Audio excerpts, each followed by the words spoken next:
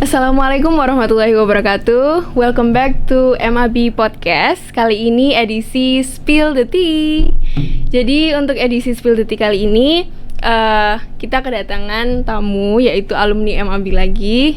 Boleh dikenalin mas namanya? Ya, nama saya Baidowi. Biasanya anak-anak manggilnya Mas Baidowi gitu aja. Mas Baidowi gitu aja.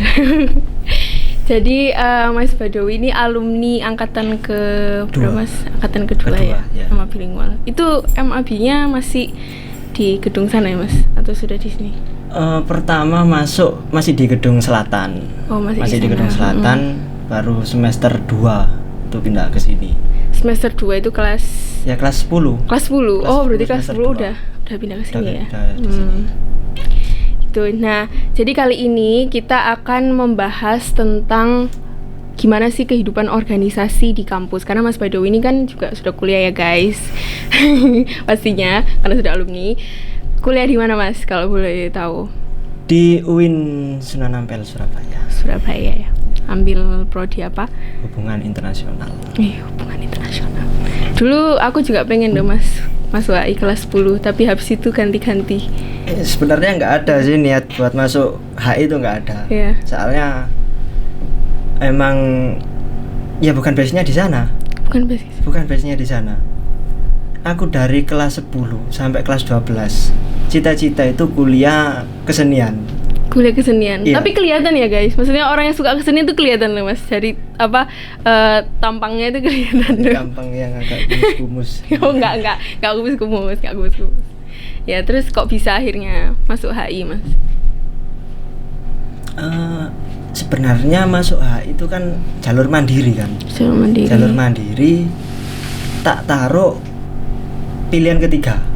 Oh jadi dulu tuh lebih dari 2 ya? 3, pilihannya 3. Oh. Itu udah kesempatan terakhir buat kuliah. Akhirnya ambil di UIN itu karena juga orang tua bilangnya di Surabaya aja. Kalau mungkin nanti ada butuh apa-apa biar nggak jauh-jauh. Oh gitu. Iya betul. Akhirnya ambil jurusan yang umum aja, yang nggak ada hitung-hitungannya. Soalnya dari dulu anak IPS mas? Ya IPS. Oh pantes sih. Dan nggak kenal sama matematika itu apa, nggak paham. Nggak suka ya? Iya nggak paham sama sekali. Sama. Akhirnya milih jurusan yang nggak ada hitung-hitungannya sama sekali. Pilihan pertama sastra Indonesia, pilihan kedua sosiologi, ketiga ini hubungan internasional. Ya, alhamdulillah masuk. Hubungan internasional yang ketiga, ya. Nah tapi ternyata kan awalnya mikir hubungan internasional nggak ada hitung-hitungannya. Setelah masuk keterima, apakah ternyata nggak ada hitung-hitungannya? Ada, semester 3. Apa itu matkul apa? Mata kuliah penelitian kuantitatif. Wah, penelitian kuantitatif. Saya juga tidak suka. Jadi, main hitung-hitungan itu pakai aplikasi itu. Nah, karena kita topiknya kali ini tentang organisasi, tadi kita udah membahas tentang perkuliahan. Sekarang kita akan langsung ke organisasinya. Gimana sih mas organisasi di kampus itu? Kayak gimana? Sebenarnya nggak jauh beda sama organisasi intrasekolah sih sebenarnya. Kalau waktu di SMA atau SMP pernah merasakan dinamika di organisasi, masuk lingkup organisasi kuliah nggak terlalu kaget gitu. Nggak terlalu kaget. Jadi maksudnya nggak ada culture shock gitu, nggak ada. Jadi aku dulu pernah seperti ini nanti cara menyikapinya gimana itu udah tahu ya. Gitu. Ada bekal lah dari pengalaman yang kemarin itu. Plusnya kalau ikut OSIS di sekolah ya. Terus kan kalau yang sejauh aku tahu dan mungkin teman-teman SMA atau MA yang tahu tuh di kampus kan pasti banyak macam-macam ya organisasi. Nah itu apa aja gitu. Terus yang membedakan satu dengan yang lain tuh kayak gimana kalau menurut pandangannya Mas Baido? Kalau menurut pandangan saya selama di UIN ya, itu ada 2 tipe organisasi. Organisasi ekstra sama Ormawa. Apa itu Ormawa? Seperti Dema itu setara BEM gitu. Dema, SEMA, HMP sama UKM itu yang Hmm. Ormawa. Nanti juga ada organisasi himpunan, ya saya nggak spill namanya ya. Enggak sih namanya. Ada organisasi ekstra, Ormek lah istilahnya. Kalau anak-anak bilang Ormek, tapi saya nggak spill namanya di sini. Oke, Ormek itu singkatan dari namanya atau apa? Nama secara umum? Organisasi mahasiswa ekstra. Organisasi mahasiswa. Ya. Oh iya. Jadi ini sebenarnya banyak bahasa-bahasa baru ya, aku juga Iya. yang baru tahu. Biasanya palingan cuma tahu UKM gitu itu, UKM. tapi yang lainnya benar-benar buta, nggak ngerti sama sekali. Nanti masuk dunia kampus kan tahu lah sedikit tahu banyak, gitu ya. meskipun nggak ikut tapi kan sedikit banyak tahu pasti. Gitu. Nah, kalau misalnya ikut enggaknya, sebenarnya itu lebih baik yang mana? Itu kalau saya dulu ya lebih cenderung sebelum ikut itu kan kenal dulu sama orangnya. Kenal dulu. Oke. Kenal dulu sama orangnya, akhirnya saya lihat apa yang ada di situ. Ketika saya tertarik, saya gabung. Oh gitu ya. Iya. Jadi nggak semata-mata kemakan omongan ayo ikut organisasi, ayo ikut organisasi. Nggak semata-mata gitu. Aku kenal dulu orangnya. Kalau udah tahu orangnya kayak gimana, di organisasi ini ngapain aja, cari informasi, baru gabung. Baru Gitu. mau gabung. Jadi berarti kuncinya itu di situ ya, mengenali dulu. Mengenali dulu, mencari informasi dulu, biar apa? Biar kita nggak berorganisasi ini nggak atas paksaan orang. Nggak karena kemakan. Iya, nggak karena kemakan, nggak omongan, karena ikut-ikutan aja. ya. Soalnya kalau berorganisasi ikut-ikutan, ya kita buang-buang waktu sebenarnya. Benar-benar sih. Terus mau dapat apa juga ya Iya, kalau karena misalnya nggak- ikut-ikutan itu. Nah, gini Mas, akhir-akhir ini tuh sering gitu di TikTok tuh orang-orang tuh pada bahas anak organisasi. Ini yang udah dunia kampus ya. Anak organisasi itu bagi mereka gimana ya, kayak sering ninggalin tugas, akhirnya membebankan ke temennya gitu. Terus kayak organisasi itu jadi dipandang sebelah mata gitu loh. Waktu itu trending-trendingnya itu gimana menurut tanggapannya Mas Baido? Sebenarnya organisasi ini kan kalau dibilang hukum ya, hukumnya itu sunnah. Hukumnya sunnah. Yang wajib Oke. kan kuliahnya. Iya, benar-benar. Ketika kita udah masuk organisasi kan kita nggak mungkin bisa masuk organisasi tanpa kuliah. Ya betul. Jadi yang pertama kan kewajiban kita kuliah. Perkara ikut organisasi atau enggak itu kan nggak wajib. Iya. Yang wajib kita kuliah. Jadi segimanapun kita aktif di organisasi, ada yang lebih penting, kuliah. Yaitu kuliah itu tadi. Dan sampai sekarang terhitung dari semester 1 sampai sekarang hampir semester 6, saya aktif di 3 organisasi. Wah. Dan Mas, alhamdulillah kuliah ya lancar sih, alhamdulillah. kuliah juga lancar. Kuliah Berarti juga itu lancar. sebenarnya tergantung orangnya ya. Berarti Tergantung kalau kita. dia misalnya dia ikut organisasi tapi malah kewajibannya dia yang mana itu kuliah ditinggalkan, yaitu kesalahannya dari orangnya Iya, gitu kan. kesalahan orangnya, bukan Organisasinya gitu. Jadi mindsetnya ya yang Iya. harus dirubah. Juga gimana pinter-pinter kita manajemen waktu aja sebenarnya. Iya, benar. Kalau kita berani buat berorganisasi, kita juga harus berani menjamin kuliah kita nggak keteteran. Nggak keteteran. Gitu. Dan merugikan orang lain nanti jadinya Iya. ya. Benar sih. Kita malah menjadi beban orang lain malah. Iya. Itu kan apa ya? Bukan tipe-tipe mahasiswa yang baik ya. Masih baik. Oke. Terus ada lagi istilah kupu-kupu, kuliah pulang. Nah, itu gimana itu? Kayak gimana sih di kehidupan kampus melihat mahasiswa kupu-kupu itu? Ya sebenarnya gini. Dulu juga saya punya pikiran kalau ilmu itu nggak sebatas ruang kelas yang disekat-sekat itu. Iya, betul. Dan sampai sekarang saya mengamini kata-kata itu. Jadi sayang lah istilahnya kalau udah kuliah tapi cuma sebatas kita Ya, pintar di dalam kelas gitu aja. akademik aja. Soalnya ketika udah keluar dan bersentuhan dengan masyarakat, nilai plus dari mahasiswa yang berorganisasi itu kan dia mungkin dari caranya berbicara, caranya menghadapi orang, caranya menghadapi situasi atau pandangan yang berbeda itu kan kelihatan sebenarnya. Iya benar. Jadi apa ya, dibilang jelek juga enggak, mereka mungkin pilihannya sendiri ya jadi gitu. Tapi kan kalau misalnya dari pandangan anak yang berorganisasi, apalagi Mas Baido kan dulu SMA-nya juga OSIS kan ya. Terus sekarang ikut organisasi, itu ngelihatnya eman gitu ya. Ada hal yang bisa didapatkan gitu. Nah, itu tentang organisasi di kampus ya teman-teman. Jadi itu kembali lagi ke pandangan masing-masing juga. Terus apakah anak yang organisasi itu kalau di realitanya sekarang di kampusnya Mas Baido contohnya, itu apa mereka juga banyak yang kayak gitu, maksudnya kayak keteteran atau ada hal lain yang menurut orang-orang yang lagi trending itu betul gitu?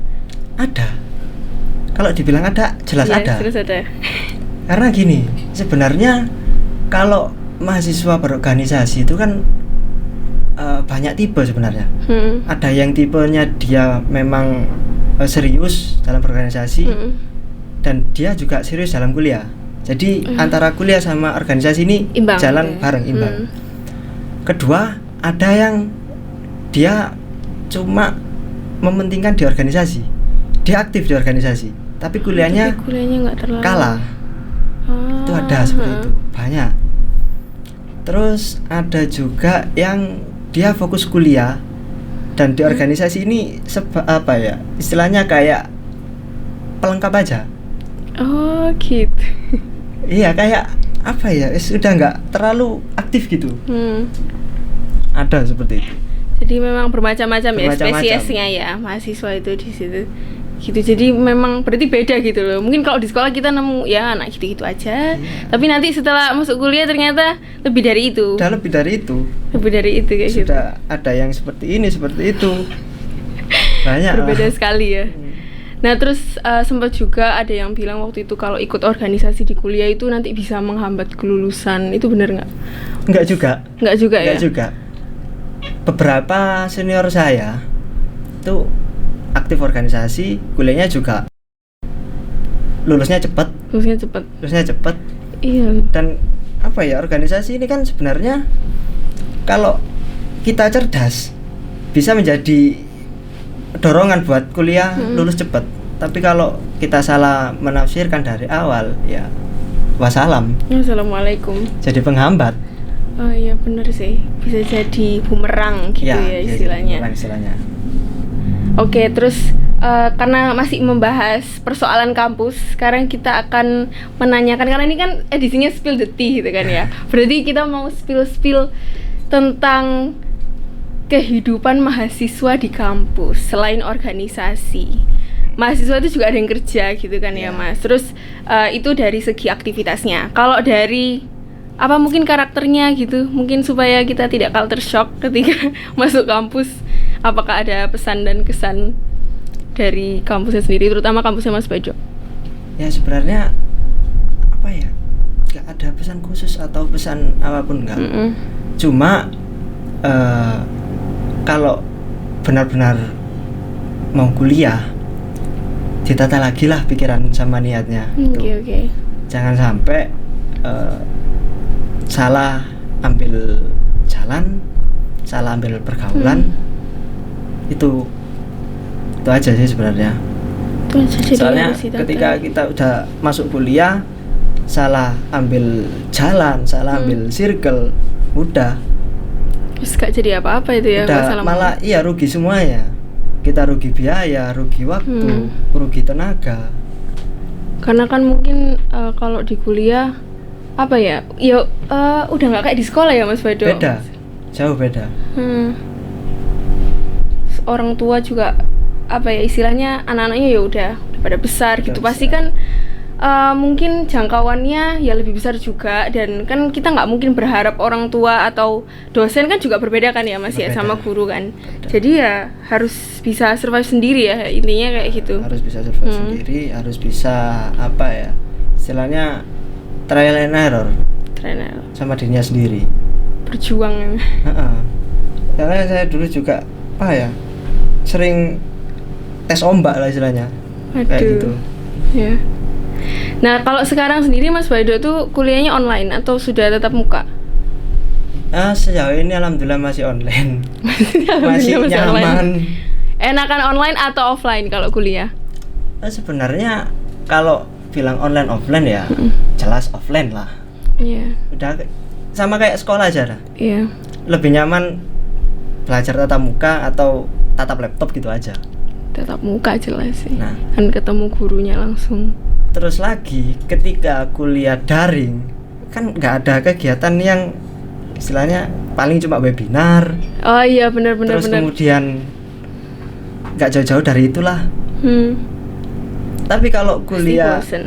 offline kan ada nanti beberapa kegiatan yang memang kita tatap muka, kegiatan yang mengharuskan kita bersentuhan dengan orang lain. Vibes-nya Plus tuh media beda ya kan. Ya, Kalau online kegiatannya apa-apa dibuat konferensi, apa di Zoom, di Google Meet, terus jadi kayak apa ketemu orang tapi nggak ketemu gitu. Gimana ya mendeskripsikannya? Nggak enak. Kalau kuliah sendiri, kalau pembelajaran itu Mas gimana kalau online tuh? Ya tergantung dosen sih sebenarnya. Hmm. Kadang ada yang cuma drop materi, ada yang wajib pakai Zoom, Seperti itu. ada yang cuma pakai Telegram atau grup WA gitu, macam-macam sebenarnya. Macam-macam ya. Jadi kalau misalnya tentang apa ya, kepengen nilainya bagus gitu misalnya buat mata kuliah, itu harus apa itu kita tips and triknya? Apa ya, kalau nilai kuliah bagus, saya sih nggak ngejar nilai bagus sebenarnya, yang penting lulus kalau saya. Berapapun tuh nilai, yang penting lulus, yang penting kayaknya kebanyakan mahasiswa tanyain kayak gitu deh Mas, yang penting lulus. Saya dulu waktu Stres apa orang-orang yang kuliah ini ya, pengen tahu saya. waktu masih di MA ini dulu ya, saya juga nggak pernah ngejar nilai bagus, yang penting tugas ngerjakan, sekolah datang masuk udah. Iya sih, tapi saya juga kayak gitu sih. Maksudnya dulu mungkin awal-awal kayak sok-sokan kayak harus bagus terus nilainya, kepengin SNM. Nah, pasti kan kayak gitu. Tapi nanti di tengah jalan, di akhir-akhir lah sudah berbeda itu pemikirannya. Udah ambiar Ya. Betul sih, tapi itu juga terjadi di SMA nanti. Ternyata di kuliah juga seperti itu gitu. Nah, terus soal apa namanya? Setelah kuliah ini nanti gimana pemikirannya setelah kuliah? Apakah nanti kerja terus atau gimana plannya dari Mas Baido sendiri seperti apa? Ya sebenarnya kalau dari sekarang ya, kalau pandangan ke depan setelah lulus, kebanyakan orang kan nyari kerja yang sesuai dengan jurusannya. Tapi saya cenderung mau melanjutkan apa yang sudah saya mulai dulu. Apa itu? Jadi dulu kan sering sih saya kayak buat film pendek. Waktu SMA dulu sering, nggak sering sih sebenarnya, sempat sama teman-teman itu buat film pendek. Terus semakin kesini berkarya lah ya. Iya, ngasih kesibukan pribadi lah sama diri sendiri.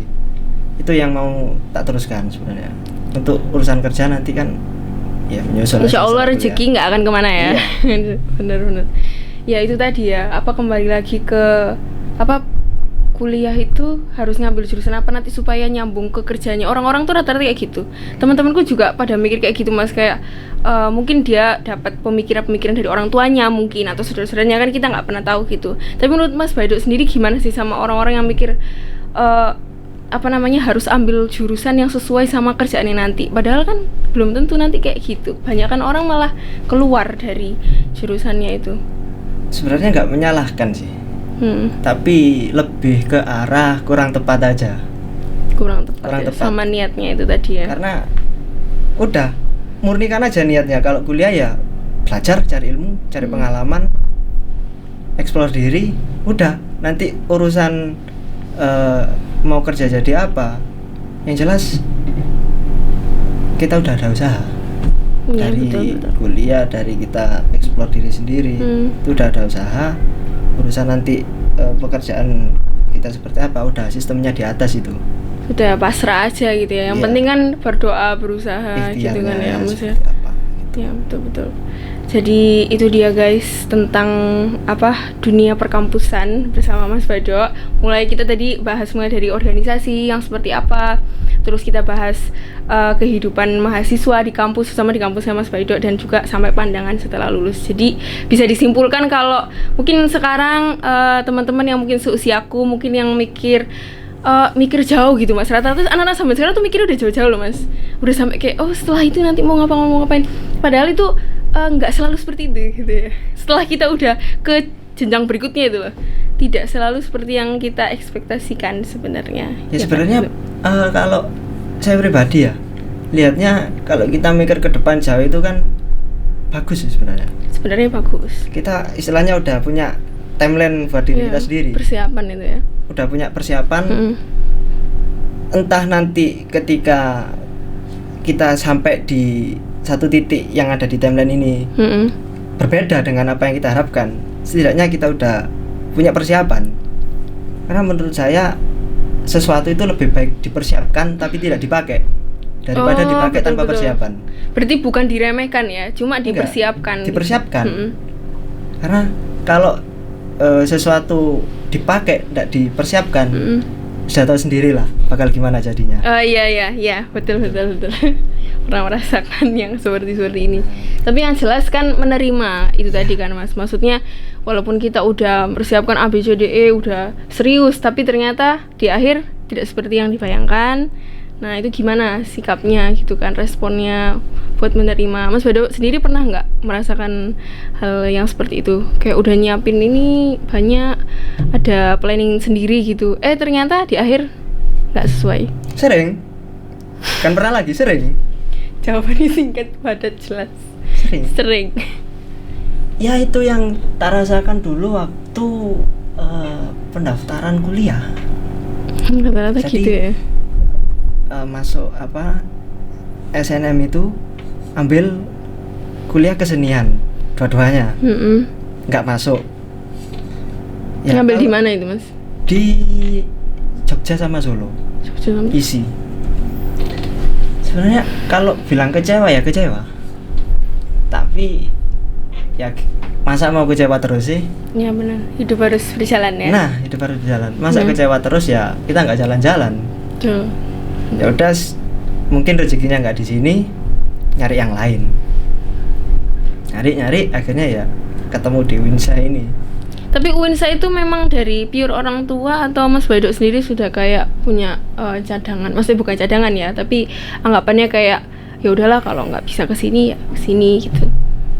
Ya arahan sih sebenarnya, lebih ke arahan. Lebih ke arahan.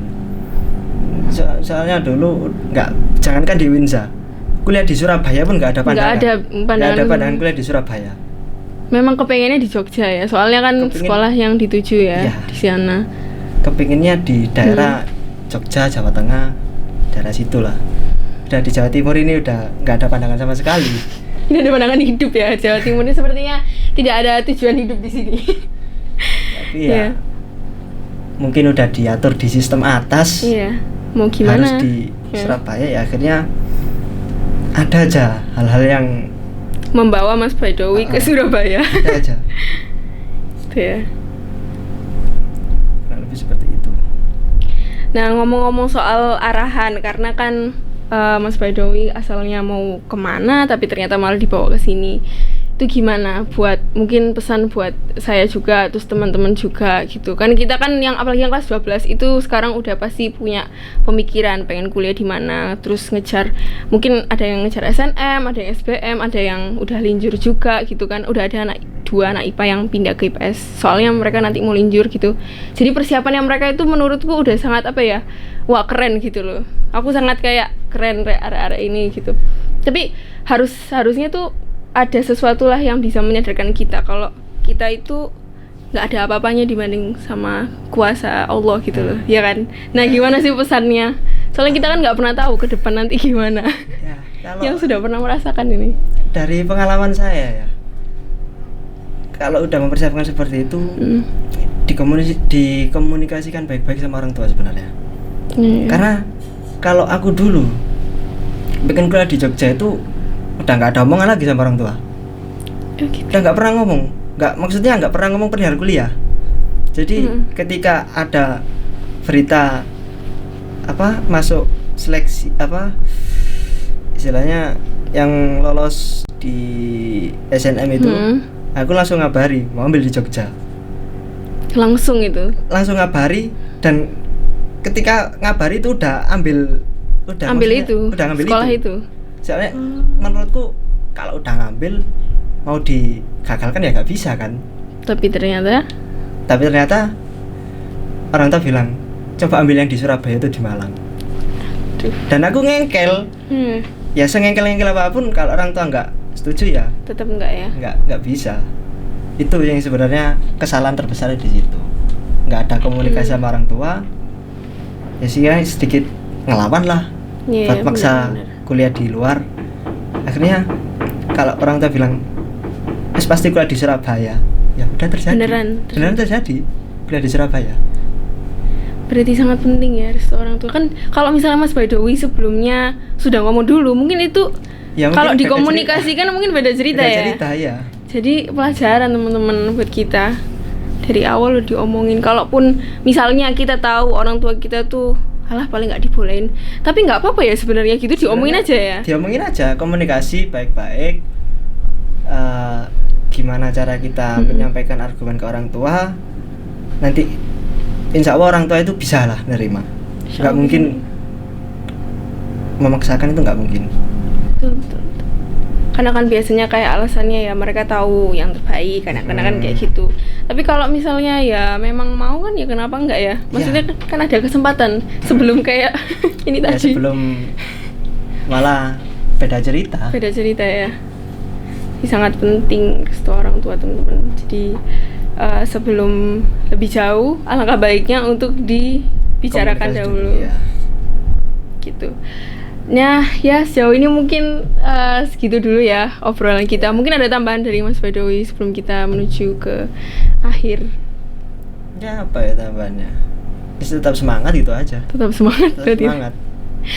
Mungkin ada pesan buat anak kelas 10, kelas 11, kelas 12. Beda-beda mungkin atau sama? Kalau pesan ya buat adik-adik yang masih sekolah, sudah nggak ada kelas 10, kelas 11, kelas 12. Intinya manfaatkan waktu yang ada itu dengan sebaik-baiknya. Soalnya kalau tak lihat di MA ini udah kan jauh beda sama zamanku dulu. Udah banyak fasilitas-fasilitas baru yang nunjang buat anak-anak belajar. Jadi kalau nggak dimanfaatkan sebaik mungkin ya udah sadaqallahul sangat-sangat disayangkan ya. Memanfaatkan apa yang sudah ada di sini gitu ya Mas ya. Ya jangan lupa juga untuk subscribe YouTube channel MA Bilingual Muslimat NU Sidoarjo dan Instagram kita OSIS Mabi Musda, dan juga nanti akan kita akan sering upload konten-konten menarik yang pastinya ditunggu. Terima kasih guys, see you next video. Wassalamualaikum warahmatullahi wabarakatuh. Waalaikumsalam.